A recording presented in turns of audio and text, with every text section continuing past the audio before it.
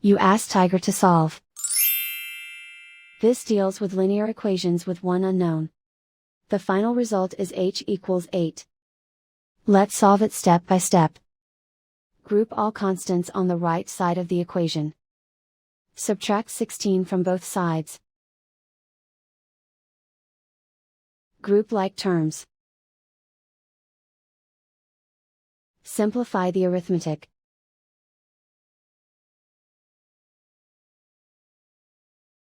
Isolate the h. Divide both sides by -2. Cancel out the negatives.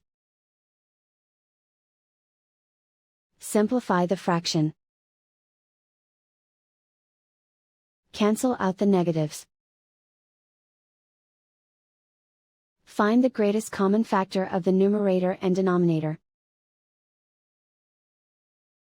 Factor out and cancel the greatest common factor. And so the final result is h equals 8.